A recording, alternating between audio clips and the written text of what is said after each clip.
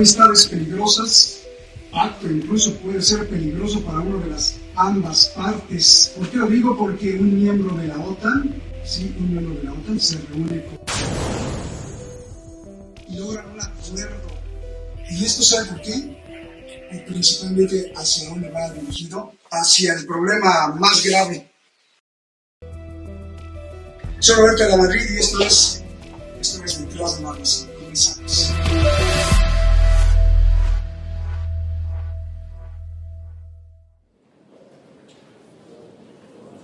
Parecería que otra vez hace esperar a Putin.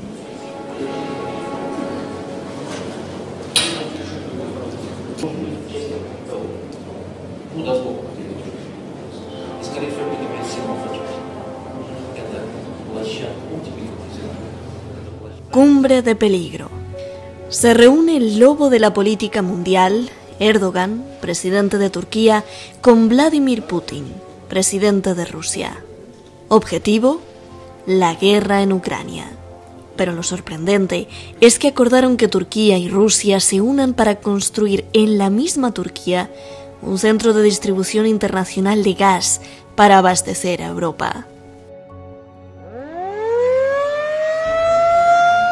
Mientras eso sucede, y mientras disparos y sirenas continúan en Ucrania, en Europa se acerca el futuro oscuro y frío, alerta a la Agencia Internacional de la Energía. Su reporte dice que quien tiene que sufrir serán los hogares, las familias, los ciudadanos, que tendrán que dejar de consumir alrededor de un 15% de gas. Ajustar calderas, disminuir el calor de la calefacción, no usar tanta agua caliente para ducharse, para así salvar el abasto de gas para toda la Unión Europea. Más aún, el pronóstico meteorológico prevé una tremenda ola de nevadas y frío para este invierno. El reporte exige que la Unión Europea tenga sus reservas bien cargadas, porque además el frío hace que fluya menos el gas. Es el efecto boomerang. Las sanciones contra Rusia hicieron que no haya gas ruso, además de las misteriosas explosiones en el gasoducto arteria principal que va de Rusia a Alemania. Y cobramos los dividendos de la paz. Este señor, el jefe de la diplomacia europea, tuvo que reconocer que los europeos vivían una buena vida debido al gas barato de Rusia.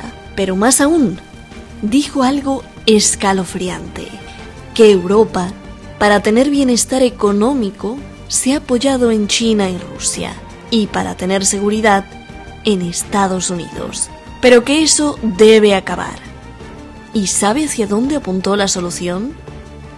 Hacia el despertar de un nuevo superpoder militar europeo. No podemos ser herbívoros en un mundo de carnívoros, dijo.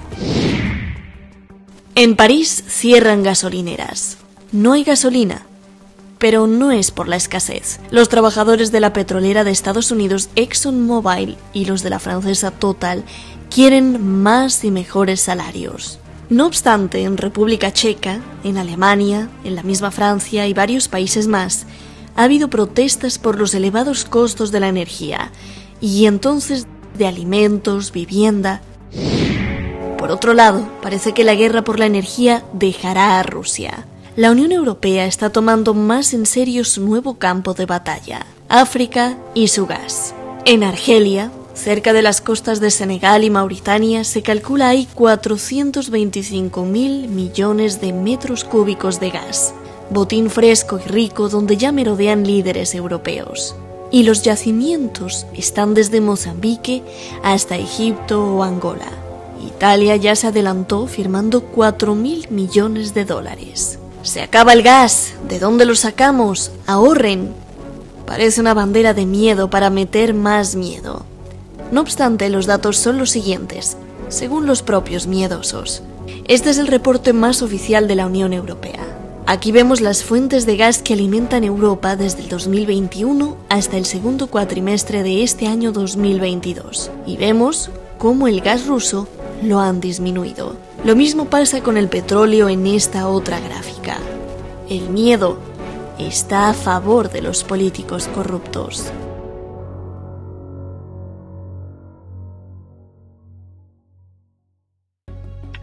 Muchísimas gracias al equipo de Detrás de la Razón, muchísimas gracias a usted, como siempre, y gracias por todos los comentarios en este viaje que estamos haciendo por España. Muchísimas gracias, siempre pendientes, ahí los invitamos, como siempre, a darle like y luego a compartirlos, porque esto es lo que nos hace la posibilidad de poder llevarles toda esta información. Vamos directamente con este tema, que es un temazo porque afecta a todo el orbe, afecta a todo el mundo, y para ello está con nosotros Javier Martínez. Javier Martínez lo conoce usted muy bien, analista pilar de Detrás de la Razón, por supuesto. Gracias por compartir, como siempre, todos los conocimientos. Y está Julio Roldán, allá en Alemania, gran intelectual con mucha especialización en todos estos temas, sobre todo en la cuestión de cómo la economía se come a la política, o la política a la economía, pero cómo estamos en problemas, y eso nos lo va a explicar muy bien. Muchísimas gracias a los dos. Javier, pues ante esto que estamos viendo, o sea, ante la guerra en Ucrania, ¿cuál es tu primer balance acerca de si se está hundiendo? Porque hay gente que, escuché a alguien, y sobre todo desde Estados Unidos, que no van a sufrir absolutamente nada, que hay gas para todos, que hay energía para todos. Se hunde la Unión Europea, y después además arrastra a parte de las economías del mundo, y esto con el acuerdo peligroso, diría yo, entre un miembro de la OTAN, el presidente Erdogan, y Rusia, el presidente Putin, dándose ahí el choque de manos. A ver, Javier. Buenas tardes, Roberto, buenas tardes, Shadi, equipo de Detrás de la Razón, y Julio, un placer. La realidad es que la economía en Europa se hunde porque, por ejemplo, yo tengo ya cifrados más de 100.000 millones de euros se han fugado a los Estados Unidos vía fondos de inversión como Wells Fargo, BlackRock, Bridgewater, Morgan Stanley, a través de ETFs. El dinero y las inversiones están saliendo fuera. La guerra en Ucrania es la excusa perfecta para cargarse a un rival, y en este caso el rival que tenía Estados Unidos, la Unión Europea. La Agencia Internacional de la Energía habla de algo real, y además habla de que pide que se reduzca no solamente esas cifras que estaba comentando Shadi, sino que además pide un consumo reducido en un 13%, unido al 10% ya que habían establecido. Es decir, incremento de costes de producción, incremento de costes de transformación para las empresas europeas, incremento de costes comerciales, incrementos de costes de consumo, y se pide sacrificio a la población.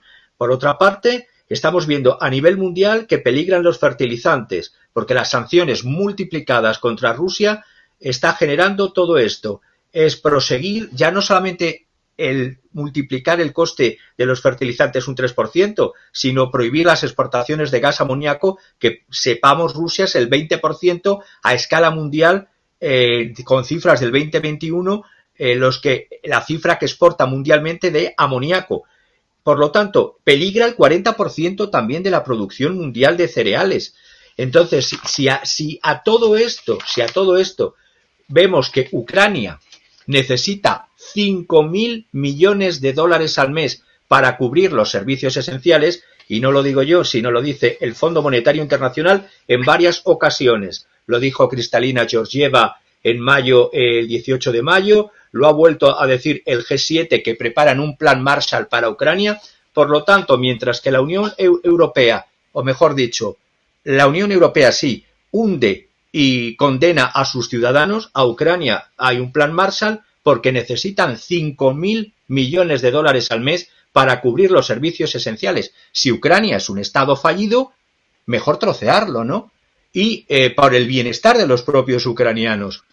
Además, se exige a la Unión Europea que tiene que cumplir con sus compromisos de casi 9.000 millones de euros comprometidos, es decir, 8.800 millones de dólares, con cifras de antes, porque ahora el euro está más bajo que el dólar, 9.000 millones de dólares para el gobierno Zelensky.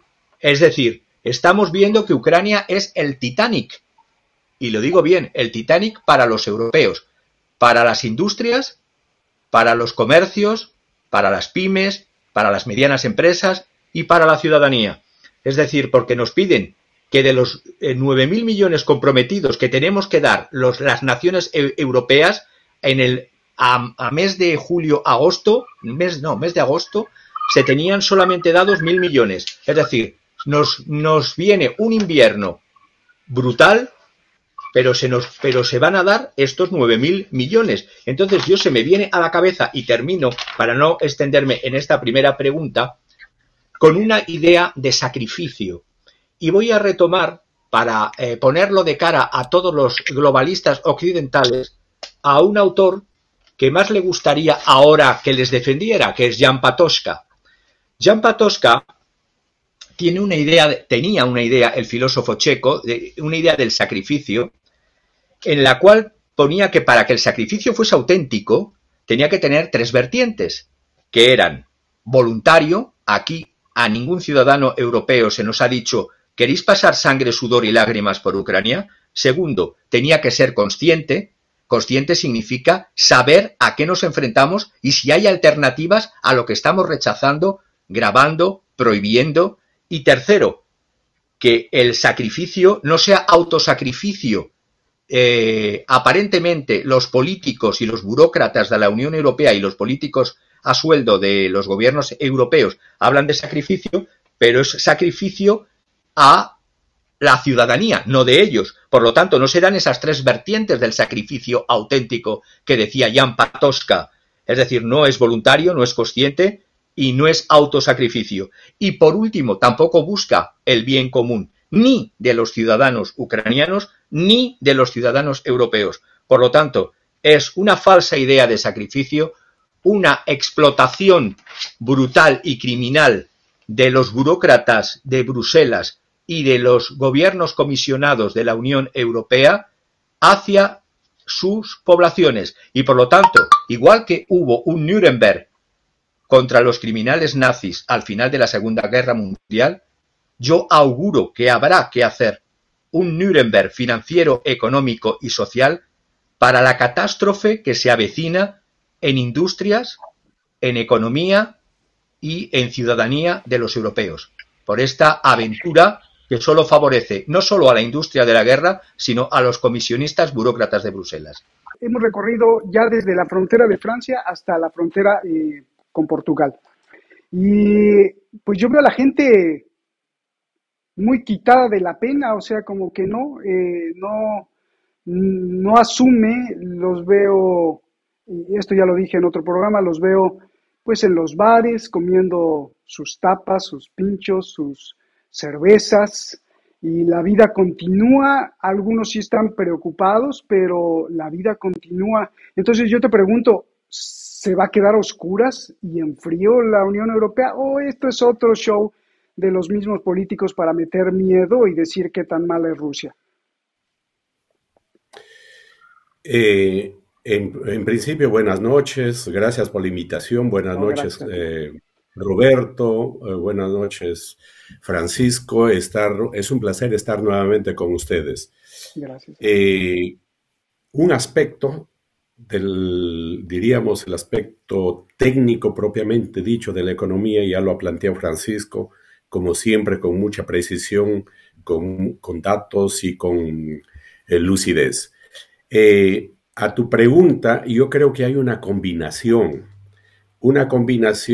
en cuanto al manejo que se está dando al fenómeno, y efectivamente, lo que tú dices, por ejemplo, acá en Alemania, la vida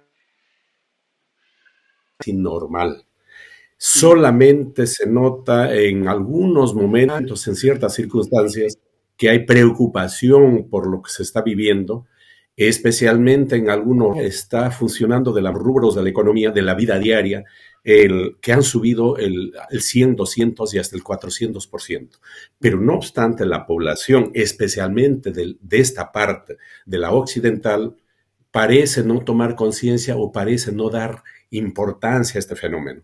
Mientras que en lo que fue la ex DDR, hay movilizaciones permanentes los días lunes y los días sábados, especialmente en la zona de Leipzig, en las principales ciudades, Magdeburg, Incluso el lunes pasado ha habido una movilización o el sábado, perdón, que llega en Berlín, que llegaron a 10.000 personas, dice la policía.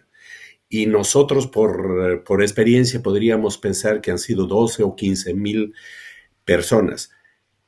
Es decir, el tema central de esta gente es que no quieren pasar ese frío o pasar esa oscuridad que tú estás mencionando, y claramente plantean que ellos no están de acuerdo con los sanciones que se le ha puesto a Rusia. Pero ahí hay un problema. Lamentablemente, la gran mayoría de esta gente es gente que quiere luchar, quiere manifestar su rechazo a esta acción, y los que están canalizando son los sectores ultra reaccionarios. El AfD, es decir, el movimiento, la alianza, es una organización que incluso tiene representantes en el Parlamento, es la que está encabezando estos movimientos. Cuando tú escuchas hablar a ellos, efectivamente los temas que tocan son temas reales, es decir, temas que afectan a la gran mayoría de la población, sobre todo la población menos protegida. Ahí no hay duda.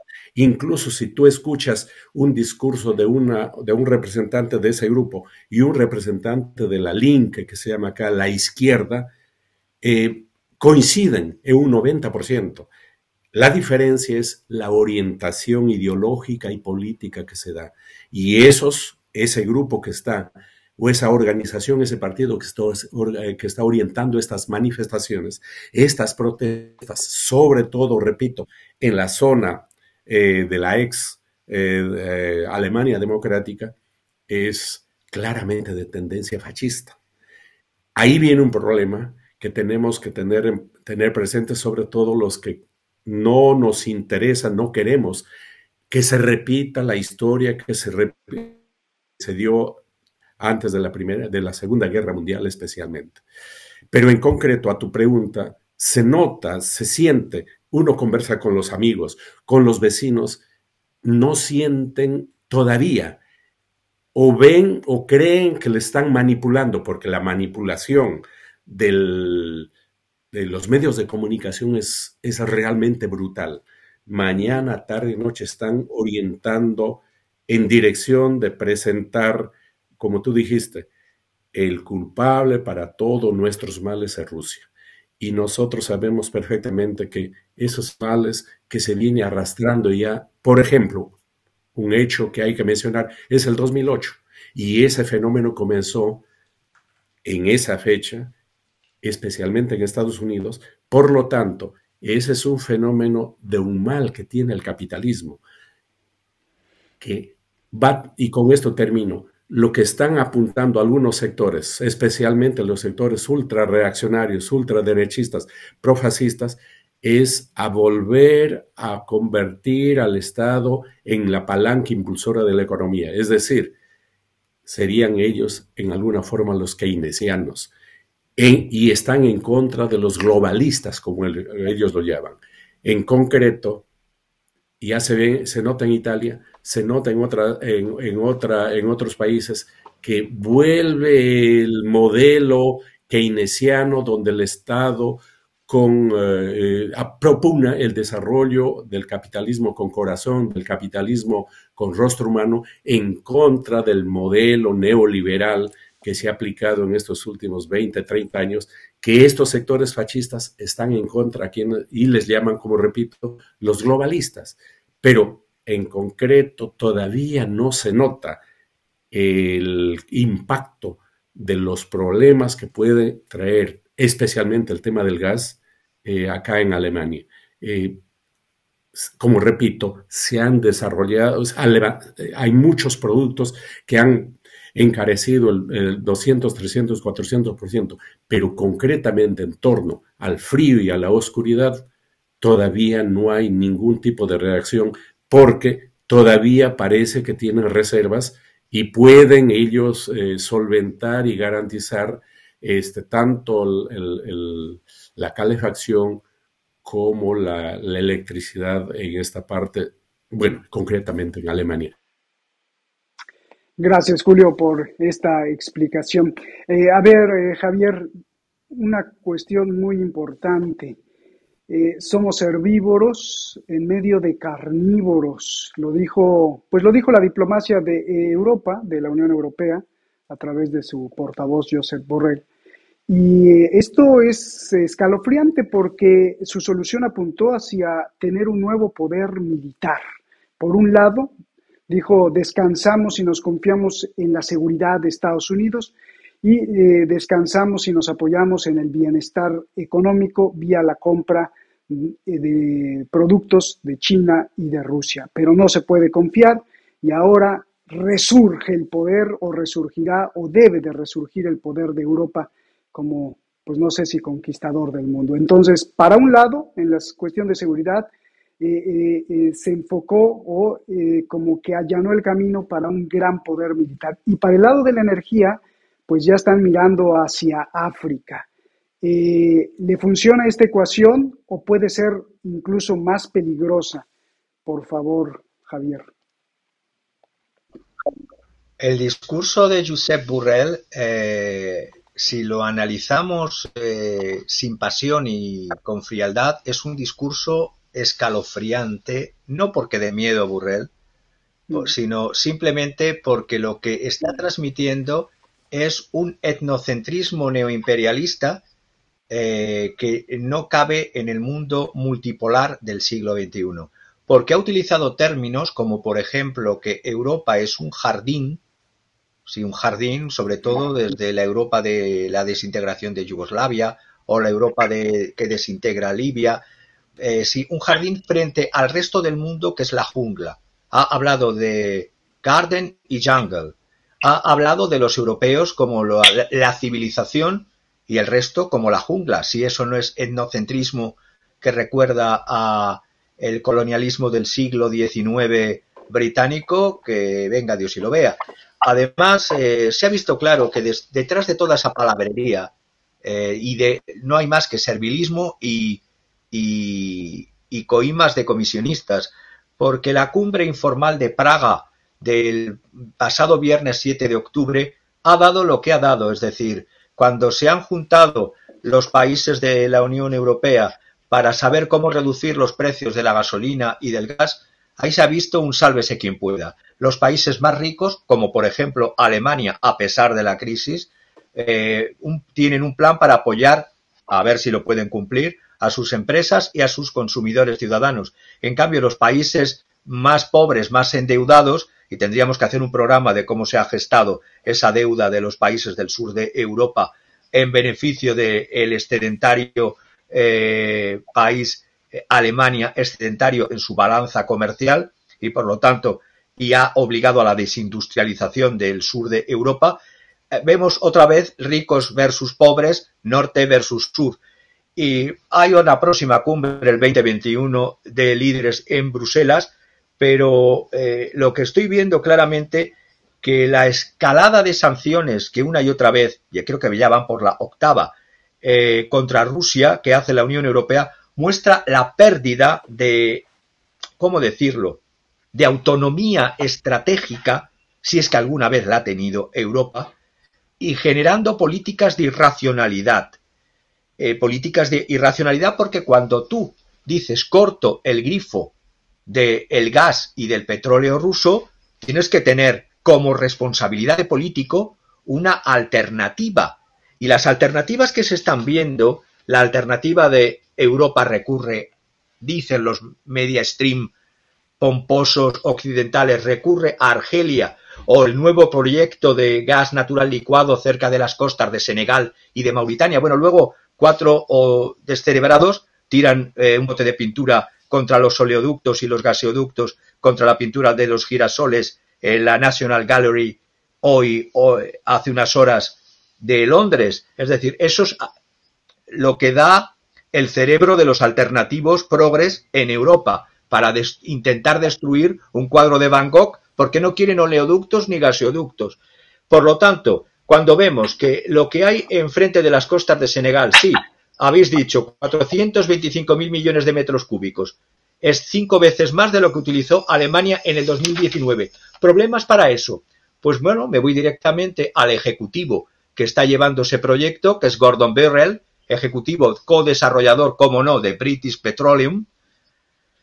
También están en otros países como Mozambique. ¿Y cuál es el problema? Pues el problema es lo que ha dicho, entre otros, el presidente del Senegal, que es presidente también de la Unión Africana, que dice, bueno, y con un criterio que se nos tenía que caer la cara de vergüenza, sobre todo a los políticos y gobernantes europeos que le digan esto, es legítimo, justo y ejecutivo, es legítimo, justo y equitativo que los que menos contaminan, que es África, estoy traduciendo, que los que menos contaminan y que son los más rezagados en el proceso de industrialización, exploten sus propios recursos disponibles para proporcionar energía básica, porque pensemos que 600 millones de africanos carecen de acceso a la electricidad. Es decir, los nuevos neocolonialistas progres quieren coger la energía de Argelia, Egipto. Argelia, por cierto, que si lo comparamos con la potencia energética que nos proporcionaba y nos puede proporcionar Rusia, es de 270.000 millones de metros cúbicos, y Argelia a lo que más fue 120.000 millones. Hay un decalaje de más de la mitad, pero es que además el 70,5% de la energía de gas que se produce en Argelia se necesita para autoconsumo de Argelia. Solo nos pueden dar por tubería en torno a 31.000, 32.000 millones de metros cúbicos. Nigeria, ¿cuál es el problema de buscar la energía de Nigeria? Pues en Nigeria el 68% de su capacidad es robada y solo exporta el 1%. El gasoducto que pretenden nigeriano de 4.400 kilómetros a través de Argelia y a través de Níger, ese gasoducto tiene riesgos de seguridad brutales. Estamos hablando que serían una inversión de 130.000 millones para la riquísima Europa, y la inseguridad de los atentados de los grupos terroristas en el Sahel, sobre todo ahora que se han puesto de moda atentar contra el Nord Stream 1, atentar contra el Nord Stream 2, atentar contra el oleoducto más grande del mundo que va desde los Urales hasta los confines de Europa, oleoducto de 4.000 kilómetros, el Druzhba, que significa amistad. Y repito, ahora que se ha puesto de moda atentar contra oleoductos y gasoductos, pues embarcarse en un proyecto de 130.000 millones de euros para un gasoducto que no cumpliría con las necesidades que teníamos con el Nord Stream 1 y con el Nord Stream 2 y con el gas de Argelia para países del sur, entiendo que Europa está como un pollo sin cabeza. Y está como un pollo sin cabeza, además, luego lo veré más adelante, quiero dejar paso a mi contertulio, que las otras alternativas, Mozambique, el gas natural licuado se está haciendo en depósitos en pleno mar Índico por la violencia de los grupos armados, es decir, Total Energy y Eni de Italia lo están haciendo a 80 kilómetros de la costa. Por lo tanto, influenciados por la Unión Europea, y termino aquí, la Unión Europea ha seguido un rumbo político defectuoso en medio de un conflicto en Ucrania que es el caballo de Troya que nos han metido para destruir la capacidad de desarrollo en Europa. Y nos enfrentaremos a una grave crisis energética y una serie de problemas económicos, y nos piden sacrificio. ¿Alguien ha contado con nosotros? ¿Alguien ha hecho planes alternativos para decir, vale, nos sacrificamos para y en base a qué? Es decir, desinformación, repito, manipulación y, sobre todo, sangre, sudor y lágrimas para nada. Julio, yo creo que sí, porque mira, ya está listo ahí con su bufanda para, pues, no aplicar la calefacción. Está listo para hacer el sacrificio. Bueno, eso es una broma. Y yo, pues no sé, ahora que te vea, Javier, te vamos a llevar un suéter mexicano.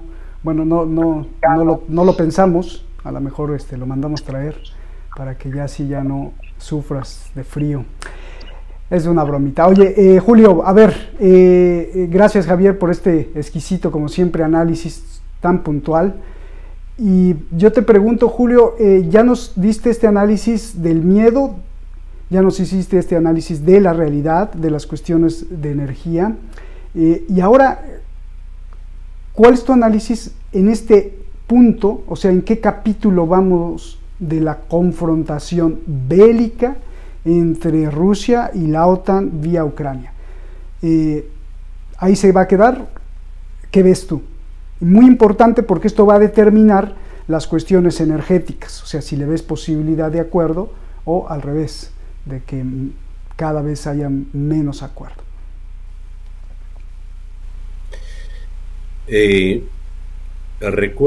Recordemos que hace algo así como 2 meses tuvimos la oportunidad de conversar sobre este tema, y ahí habíamos planteado muy brevemente, repito, que en esta guerra había 4 guerras a su interior.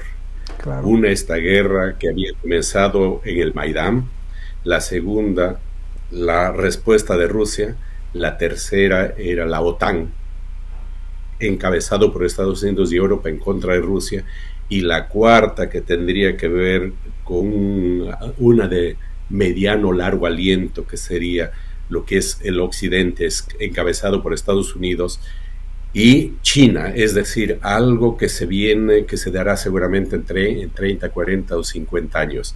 Es decir, Europa, con su engendro Estados Unidos, pierde, deja de ser el centro de la civilización mundial, que lo han sido por siglos, y de a pocos va cediendo su poder, y esto se va desplazando al oriente, especialmente a China. Eso dijimos por un lado. Por otro lado, también dijimos que había 3 escenarios que se movían en esta guerra, concretamente que estamos viviendo en estos momentos. La primera era que esta guerra escale y salga de las fronteras de Ucrania y de Rusia y termine envolviendo, comprometiendo a países de la OTAN. Entonces ya la situación no sería solamente de apoyo en el plano militar, de inteligencia y económico, sino ya tendría que entrar a un enfrentamiento directo. Y esto sería el preámbulo para una tercera guerra mundial, y más aún, tomando en cuenta que hay potencias europeas como Francia e Inglaterra, y por otro lado Estados Unidos, que tienen poder atómico, pero Rusia también tiene poder atómico. Eso sería un escenario lamentable, triste y miserable para la humanidad. El segundo escenario que nosotros habíamos planteado era que esta guerra se vaya prolongando, que no dure solamente meses, sino que dure años. Claro, el problema es el peligro que puede generar en dirección de escalar a un nivel mayor. Y la tercera opción que habíamos planteado era que realmente hay una figura que dice, podríamos utilizar este símil. Ucrania es una cárcel y Estados Unidos tiene la llave. Si Estados Unidos, el presidente de Estados Unidos, en este momento dice, llama a Putin o a quien sea de la otra parte, en este caso concreto de Rusia, y ponemos un alto a esto, y esta guerra termina, lo termina.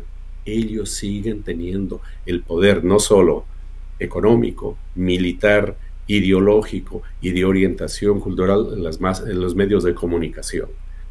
Pero lo que estamos viendo es que la situación va escalando. ¿Por qué? Porque con estos atentados al gasoducto, con esta acción en contra del puente, que es muy importante, la respuesta de Rusia ha sido a un nivel superior. Definitivamente hay indicios muy grandes que podrían terminar, porque ya Rusia ha integrado a esos territorios y ahora son territorios rusos, y si Ucrania, con las armas y con el apoyo de la OTAN, ataca esos territorios, están atacando al territorio, están atacando a Rusia. Entonces la respuesta de ellos va a ser no solo lo que se ha visto el día lunes y martes, sino que va a ser una situación de mayor envergadura y de mayor calibre. Quiero hacer un comentario acá. Tomando en cuenta las condiciones de la guerra, podríamos decir que el día lunes y martes en total solamente hay 65 muertos. Miren, han sido 12 ciudades atacadas y no es que nos gusten los muertos, bajo ningún punto, solamente tratemos de ver que ahí da la impresión que los rusos están midiendo exactamente, sus ataques son muy precisos, que evitan en lo máximo posible la muerte de gente civil.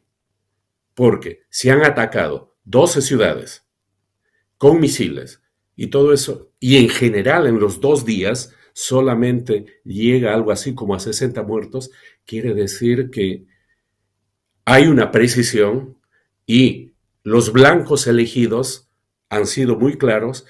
Claro, acá se trata especialmente a través de la prensa en Alemania, bueno, Javier sabe y ustedes están en Europa, seguramente se están dando cuenta que hay un discurso monocorde y en presentar en todo momento las tomas son jardines de infancia, parques, pero no dicen concretamente el nivel de precisión y en estos ataques, como repito, que han sido masivos, y eso demuestra sencillamente que Rusia tiene en ese nivel, mucho aliento. Es decir, tiene capacidad no solo para hacer ese tipo de acciones que hemos visto el día lunes y el día martes, sino tendría capacidad militar como para un enfrentamiento incluso con la OTAN. Eso es definitivo. Y especialmente esto. Nunca Rusia ha perdido una guerra cuando ha sido atacada. Recordemos los 2 grandes hechos, Napoleón y el nacionalsocialismo con Hitler, que tuvieron 2 campañas, la campaña Magdeburg y la campaña Barbarossa, y las 2 pasaron. Rusia ha fracasado afuera, Afganistán, pero cuando ha sido atacado tiene otras características, no solo el territorio, no solo el clima. Parece que ahí es cuando aparece ese sentido nacionalista, el paneslavismo y toda una tradición. La situación definitivamente no sería muy fácil y ahora termino, que Rusia ha tendido puentes, tiene un aliado muy importante que es Turquía. Nosotros no nos olvidemos de Turquía. Turquía es un aliado muy importante geopolíticamente, económicamente, es decir, Turquía juega un papel muy importante y ellos son aliados. Por muchas razones, la dependencia de Turquía de Rusia es muy grande, más que de Rusia que de Turquía. Otro elemento a tomarse en cuenta es Hungría. Y por otro lado, recordemos también la situación de Polonia. Por lo tanto, con esto vamos a lo que dijo Borrell, ¿hasta cuándo va a durar esa unidad? Porque ya los polacos hace más o menos 3 semanas han pedido que los alemanes les tengan que abonar por la acción que hicieron en la Segunda Guerra Mundial. Los alemanes han dicho, no, eso ya se cerró, pero es una cantidad enorme que están pidiendo. Entonces, ¿qué es lo que pasa? Es una unidad momentánea, circunstancial, porque tienen a Rusia al frente. En el momento que esta situación cambie, ahí va a aparecer Polonia reclamando a Alemania, porque eso lo vienen trabajando ya desde hace mucho tiempo. El tema de Hungría es otra cosa. Y por último, el tema de Italia. Del grupo de los 3 que conforman el nuevo gobierno en Italia, 2 son amigos de Rusia, amigos de Putin. Solamente Meloni se mantiene los últimos discursos un poco... no queremos seguir con los planes, con las medidas estas, pero los 2 siguientes, no de ahorita, sino viene ya su amistad, que no es, entre ellos no hay amistad personal, sino es una amistad política, por intereses económicos, políticos, sociales. Eso va a repercutir definitivamente. Por eso Julio, Borrell se pregunta, ¿hasta cuándo va a... Como lo dices, que Estados Unidos tiene la llave, entonces tal parecería, ¿y por qué no lo hacen? Tal parecería que a Estados Unidos le conviene que Rusia siga atacando, que siga la guerra, ¿no? Si es así, explícamelo, y si es así, ¿no será ponerse la soga al cuello, o a dónde quieren llevar, o quieren defender Ucrania hasta con el último, no ucraniano, sino hasta con el último europeo desde Washington? No creo que ellos todavía tienen manejo, están manejando y saben perfectamente, lo han hecho en otros lugares, han tenido aliados. Saddam Hussein fue un aliado de ellos. Y llega un momento dado que ya no lo necesitan, lo sacan. Noriega fue un aliado de ellos, cuando ya lo necesitan, lo dan de baja. En concreto, Estados Unidos tiene el gran interés de vender armas, de controlar Europa, que lamentablemente Europa ha perdido las dos guerras, dijimos, y está controlada por Estados Unidos. Alemania hay 14,000 soldados, acá está tomada, está invadida, diríamos. Entonces, ellos tienen todavía manejo, definitivamente, y a Ucrania están manejando cuál es su misión, que quieren. Lo ha dicho Obama claramente: queremos que Rusia simple y llanamente sea un poder regional, no queremos que Rusia sea un poder mundial, porque saben el gran potencial que tiene Rusia. Ellos, yo creo que tienen manejo del momento dado. Ellos dicen, van a comenzar a presentar en un momento dado, si ya no les conviene, algunos argumentos como para deshacerse de los ucranianos, y alinean a Europa. Europa se va a alinear con los norteamericanos. Europa no tiene capacidad de generar una política independiente y soberana.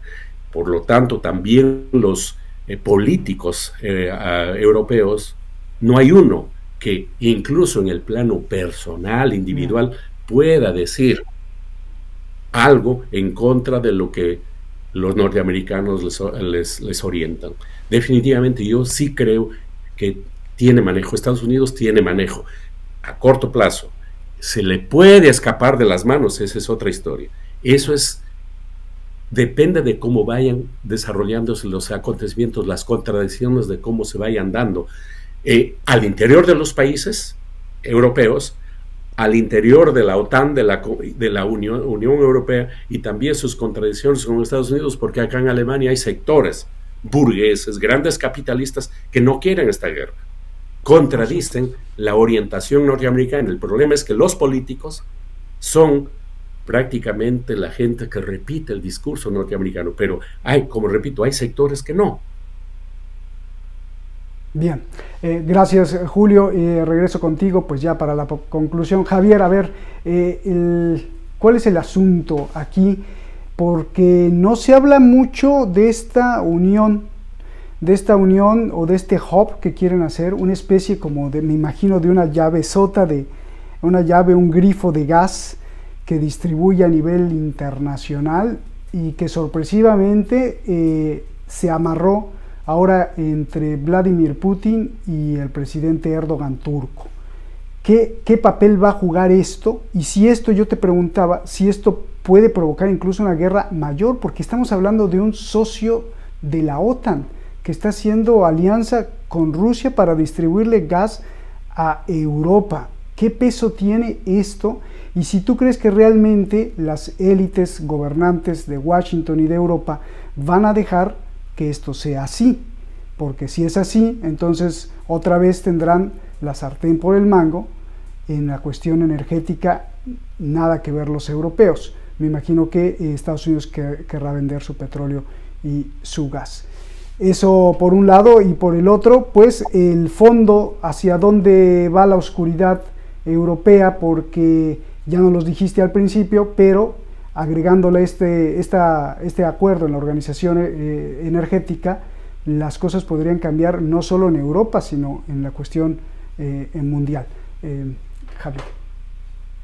Permíteme, Roberto, que muy brevemente, antes de responderte a esta pregunta que te voy a responder ahora, muy brevemente remito a los oyentes a lo que he publicado hace 1 hora y media, 2 horas, en mi cuenta de Twitter, en Revoltaire62, en relación a lo que decía Julio, para reforzar lo que decía Julio, además, con unas declaraciones que he colgado el tweet de la conversación con el coronel de los Estados Unidos, Douglas McGregor, en las cuales dice, y resumo muy brevemente, en 3 semanas Putin, y lo dice un coronel de los Estados Unidos, en 3 semanas Putin acumulará la fuerza más grande hasta ahora, resumo, ha dicho ya basta, enough is enough, abandona su moderación, repito, abandona su moderación porque hasta ahora Putin ha sido moderado, sé que me van a quemar por lo que estoy diciendo, pero lo dice un coronel de Estados Unidos, y al no ver voluntad política ni diplomática de solución pacífica,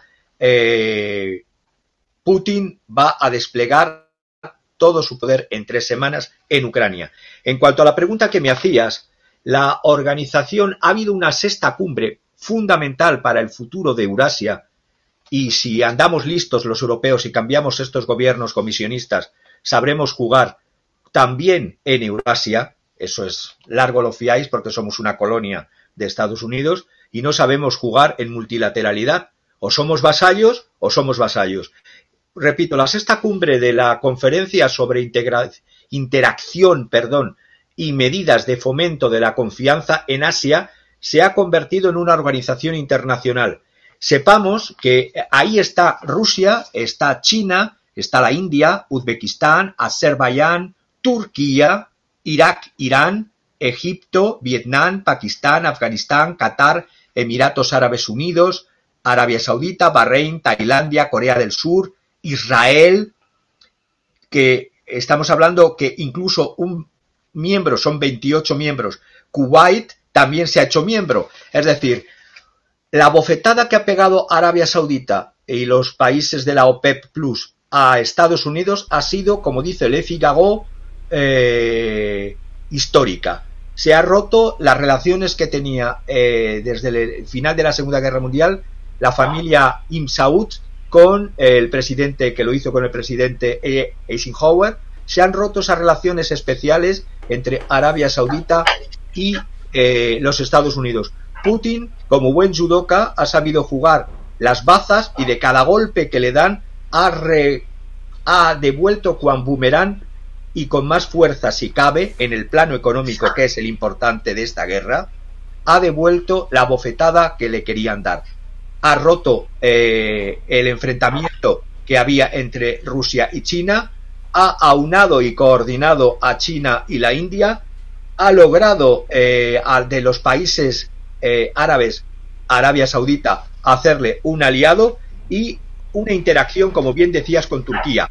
Porque esto que se ha llevado a cabo el día 12 y 13 de octubre en Astana, en Azerbaiyán, resumo muy rápidamente a lo que se ha llegado en acuerdos.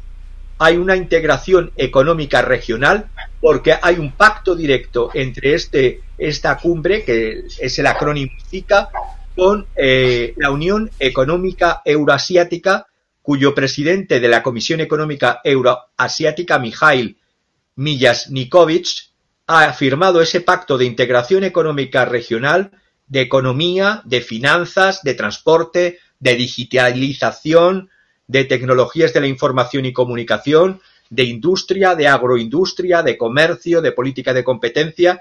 Además, el 60% de la agenda son cuestiones económicas, pero un 40% también son, ante las amenazas económicas, ambientales, humanas, hay una cooperación de todos estos países militar, política, ante los nuevos desafíos y amenazas.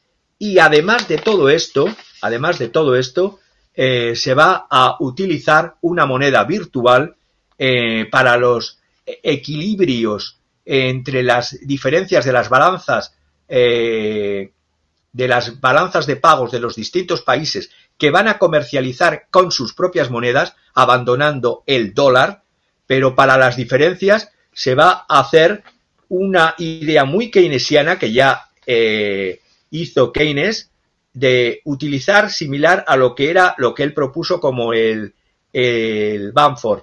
Por lo tanto, el mundo camina hacia la multilateralidad, el mundo camina hacia una Eurasia muy integrada y a un aislamiento en Eurasia de los Estados Unidos de América. Y el problema de Europa. Europa hasta ahora se ha comportado como la trabajadora sexual de un Macron, y no digo Macron, Macron, en la palabra de chulo o de proxeneta, que en este caso ha ejercido los Estados Unidos sobre los países y las naciones de Europa a través de la degeneración de ese engendro burocrático llamado Unión Europea desde Bruselas. Porque el euro débil, ¿a quién favorece fundamentalmente? Al dólar. Cuando se introdujo el euro estaba a 1,12 dólares. En julio del 2001 se hundió a 0,85 dólares. En abril del 2008 subió a 1,58 dólares, pero desde entonces hasta ahora ha sido minar la fortaleza del dólar a favor de la fortaleza, minar la fortaleza a favor de la fortaleza del dólar, y hace una semana cotizaba a 0,97 dólares. ¿Qué significa un euro débil? Un euro débil significa incremento de los precios del gas y del petróleo y de los precios de productos como el aluminio, los fertilizantes y algo aberrante, incremento de las deudas de las naciones europeas, que para colmo, y si no lo sabe la audiencia se lo explico, las deudas europeas, el costo de las deudas están mantenidas en dólares, es decir, la condición que piden las transnacionales norteamericanas en territorio europeo es que haya ese costo de mantenimiento de la deuda europea en dólares.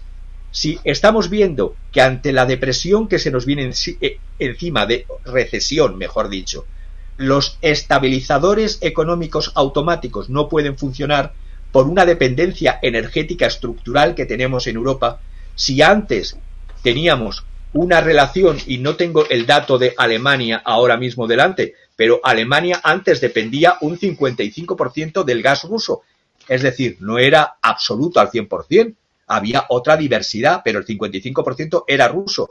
Hace unas semanas solo es el 9,5%, es decir, quítate tú para ponerme yo y más caro, es decir, quítate gas ruso para poner gas natural licuado, del cual no te puedo asegurar los suministros, porque además en Europa, sobre todo en Europa del Norte, no hay infraestructuras suficientes para equiparar, aunque nos viniese todo el gas natural licuado de Qatar, de Estados Unidos, de Bahrein o de donde fuere.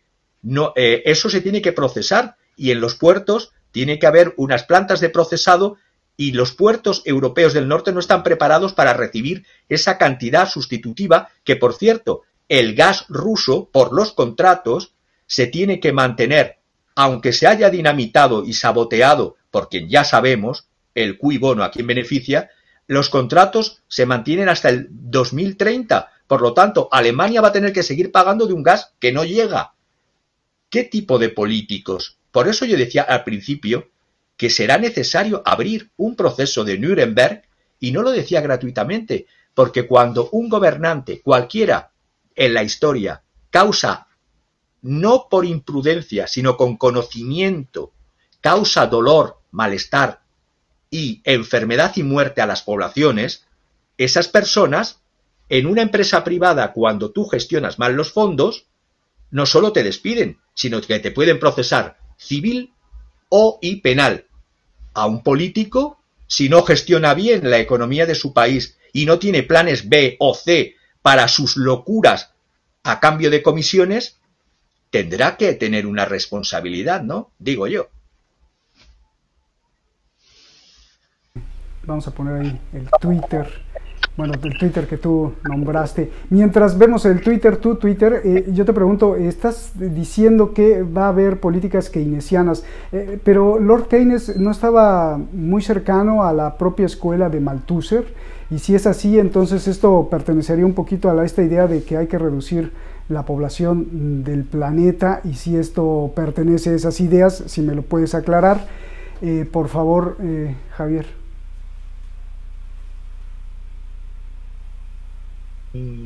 Las ideas de Malthus es de un grupo de personas que creían, los neomalthusianos en el siglo XIX, y los darwinistas sociales que se daban en toda Europa, en Inglaterra, en Alemania, en Francia, creían que había que reducir el Club de Roma más cercano, que habría que reducir la producción y el proceso de desarrollo y la natalidad. Pero claro, las contradicciones de todas estas personas. ¿Reducir la natalidad de quién? ¿De sus familias? No, suelen ser familias de multimiembros de 4, 5, 6, 7, es decir, reducir la familia de los otros y traer importación de esclavos de mano de obra barata o personas que luego les tiran a su suerte en las calles.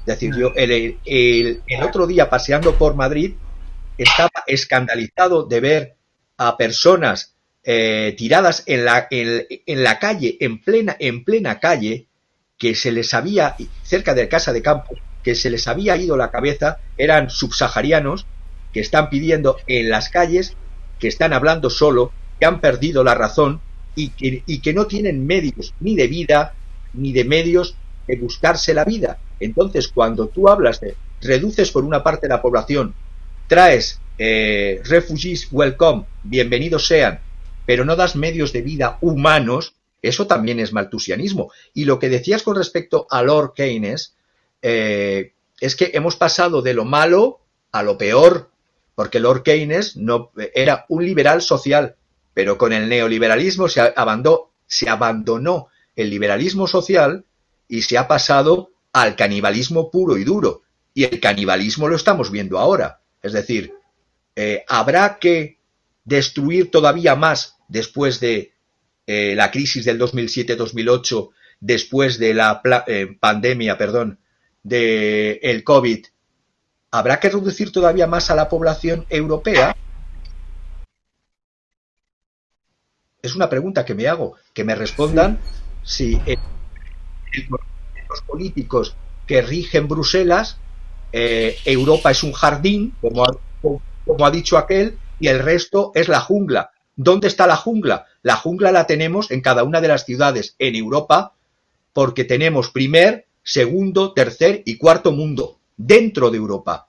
Y eso aplaudido, promocionado, pagado y comisionado por los agentes del mal de Bruselas.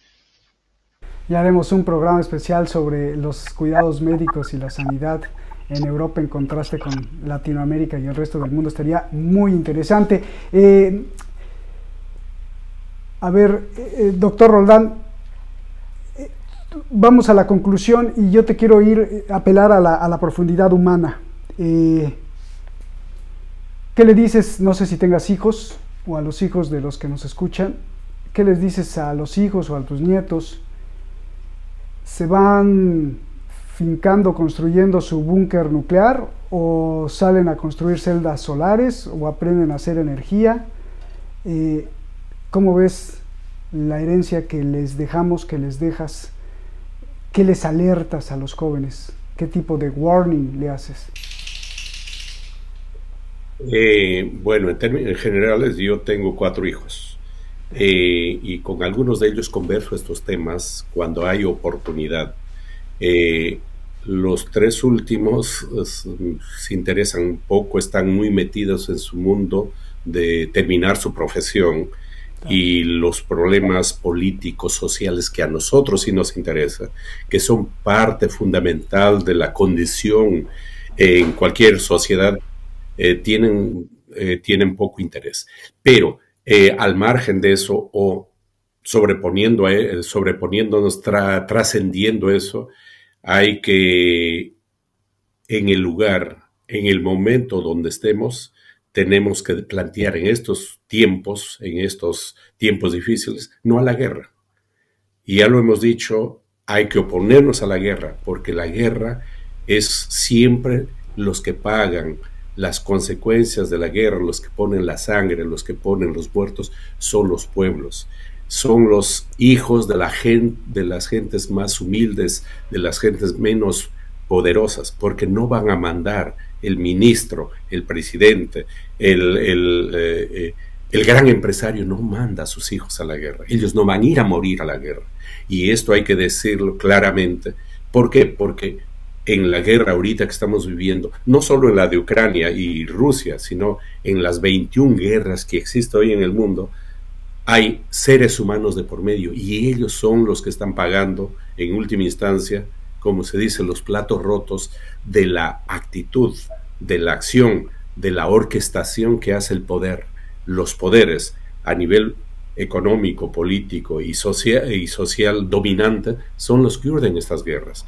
Y nosotros tenemos que oponernos a la guerra, aclarando que no nos oponemos simplemente porque somos humanistas. Sí, somos humanistas, pero también somos gente que queremos un nuevo orden, una nueva sociedad, y mientras el capitalismo persista, se sabe perfectamente que nació en guerra, nació violentamente, se ha desarrollado violentamente, se mantiene violentamente, estamos viendo, y va a vivir violentamente. Es por eso que a los jóvenes o a la gente que nos escucha, comenzando por nuestros hijos, hay que predicar y decir, mientras tengamos oportunidad de decirlo, mientras todavía la guerra no nos ahogue, decirles que no queremos guerra. Y en última instancia decirles, si te obligan a ir a la guerra, tienes que ser un desertor. Vas a ser un buen desertor porque no puedes ir a morir por los intereses de otros que simplemente dirigen y orientan, y son los que siempre salen gananciosos de las guerras. Eso tendría que decir.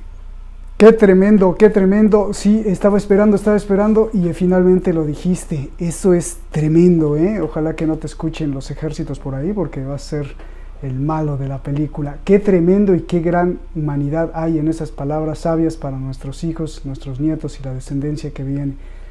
No vayan a morir por otros. Tu cereza del pastel, Javier, porque tienes pues nietecito, tienes hijos.